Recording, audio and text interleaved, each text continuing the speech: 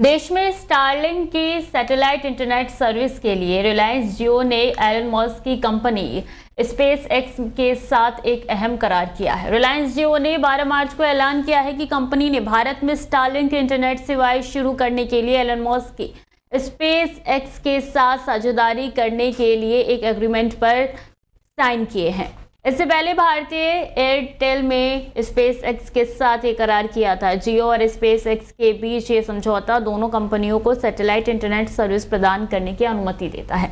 जियो अपने retail outlet और online store front दोनों के माध्यम से स्टारलिंक सर्विस और सॉल्यूशन उपलब्ध कराएगा।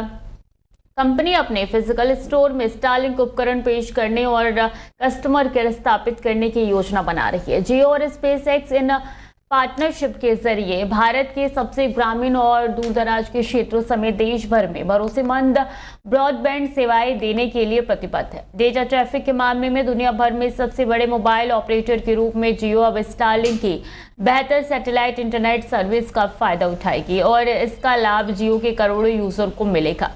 स्पेस एक्स के साथ इस समझौते से रिलायंस जियो देश भर में सभी बिजनेस वेंचर, छोटे और मध्यम व्यवसायों और समुदाय को विश्वसनीय इंटरनेट उपलब्ध कराने की दिशा में काम कर रही है।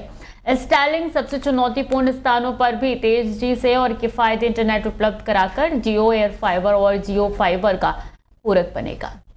पाकिस्तान ट्रेन हाईजैक मामले में पाक सुरक्षा बलों को बड़ी सफलता हाथ लगी है। पाकिस्तान सेना ने मंगलवार को अशांत बलूचिस्तान प्रांत में संदिग्ध बलूच आतंकवादियों द्वारा ट्रेन में बंधक बनाए गए 104 यात्रियों को छुड़वा लिया है और इसके दौरान 16 आतंकवादियों को मार गिराया है।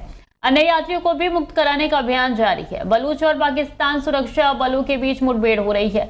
पाकिस्तानी सुरक्षा अधिकारियों ने यह जानकारी दी है कि अधिकारियों के मुताबिक 9 डिब्बों में लगभग 500 यात्रियों को लगभग जाफर एक्सप्रेस क्वेटा से खैबर पख्तूनख्वा के पेशावर जा रही थी। तभी मंगलवार सुबह गुदलार और पीरू कोनेरी इलाकों के बीच गोलीबारी हो गई। सुरक्षा अधिकारियों ने बताया कि अब तक सुरक्षा बलों ने 13 आतंकवादियों को मार गिराया और 80 यात्रियों को छुड़वा लिया गया है। उन्होंने बताया कि बचाव अभियान जारी है।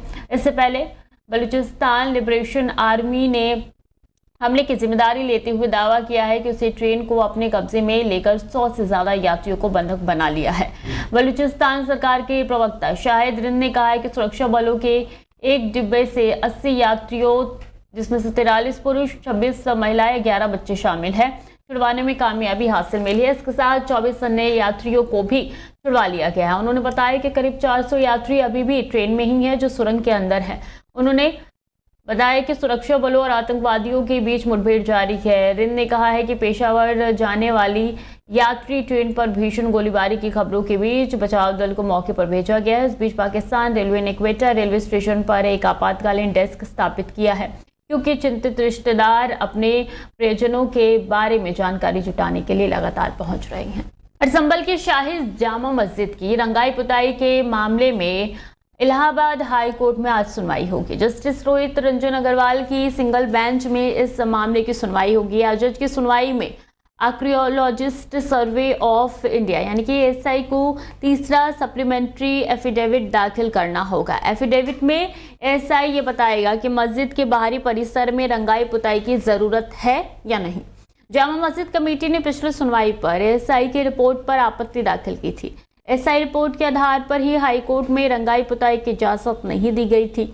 एसआई की रिपोर्ट में कहा गया कि अभी रंगाई पुताई की जरूरत नहीं है। मस्जिद कमेटी की आपत्ति पर एएसआई ने अपना जवाब दाखिल किया था।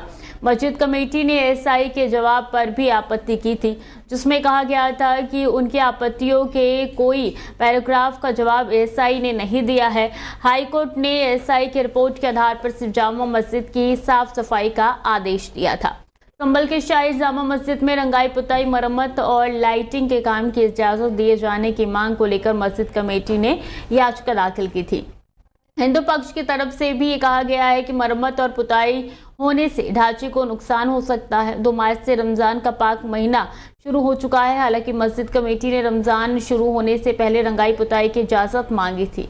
कोर्ट ने रमजान के महीने में राजेदारों को कोई दिक्कत ना हो, इसके लिए साफ सफाई की मांग को मंजूर किया था। मस्जिद कमेटी ने इससे पहले संभल के डीएम को लेटर देकर एएसआई से रंगाई पुताई की इजाजत दे जाने की मांग की थी। एएसआई ने इस मामले में मस्जिद कमेटी को इजाजत नहीं दी।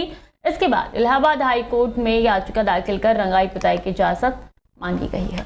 और जेपी के सबसे तेज तर्रार प्रवक्ता और सांसद संबित पात्रा ने मंगलवार को लोकसभा में नेता प्रतिपक्ष राहुल गांधी पर कुछ ऐसी टिप्पणी की जिसे लेकर विपक्षी सदस्यों ने हंगामा किया।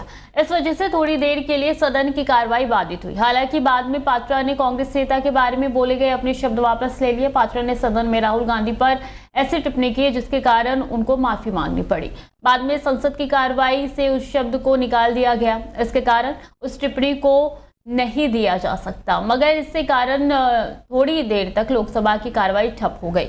उन्होंने भारतीय क्रिकेट कप्तान रोहित शर्मा को लेकर कांग्रेस की नेता शम्मा मोहम्मद की हालिया टिप्पणी का हवाला देते हुए राहुल गांधी पर निशाना साधा था। हालांकि पीठासीन सभापति संध्या राय ने पात्रा की टिप्पणी हटाए जाने की बात कही, लेकिन कांग्रेस सांसदों की नारेबाजी जारी रही। इसके चलते सदन की कार्रवाई 10 मिनट तक स्थगित करनी पड़ी। बाद में सदन की कार्रवाई फिर से आरंभ होने पर पात्रा ने अपने शब्द वापस ले लिए। कहा कि प्रधानमंत्री नरेंद्र मोदी के लिए भी आज ही नहीं, पहले भी कई बार ऐसा कहा गया है जो आहत करने वाला है। ये कांग्रेस पार्टी कहती है कि रोहित शर्मा अनफिट है। रोहित शर्मा अनफिट नहीं है, राहुल गांधी अनफिट है। और मैं बता दूं, नरेंद्र मोदी जी के कप्तानी में ही आप देखिएगा भारत विश्व का चैंपियनशिप ट्रॉफी जीतेगी। भारत माता की जय। आलमबाग थाना क्षेत्र स्थित चंदन नगर जोन 5 में मंगलवार को सफाई कर्मचारियों ने सैलरी कटौती करने पर नगर निगम कार्यालयों के बाहर कचरा डालकर प्रदर्शन किया। प्रदर्शन के दौरान बड़ी संख्या में एक कंपनी के सफाई कर्मी मौजूद रहे। इस दौरान नगर निगम कार्यालय का गेट बंद रहा। सफाई कर्मचारियों ने बताया कि होली का त्योहार और हम लोगों को पूरी सैलरी ना मिलने पाने के कारण काफी दिक्कतों का सामना करना पड़ रहा है, जिसकी वजह से आज हम लोग प्रदर्शन करने को बाध्य हुए हैं। जब तक हमारी मांगे नहीं मानी जाती तब तक हम लोग नगर निगम के सामने बैठे रहेंगे। सभा मुखिया ने भी ट्वीट करके सरकार को घेरा है और लिखा है कि प्रयागराज नगर निगम के सामने अपने 3 महीने का पूरा वेतन पाने के लिए धरने पर बैठे कर्मचारियों की दुखद स्टोरी मुख्यमंत्री जी कब सुनाएंगे या सुनेंगे। पेट ना झूठी तारीफ से भरता है ना झूठे प्रचार से।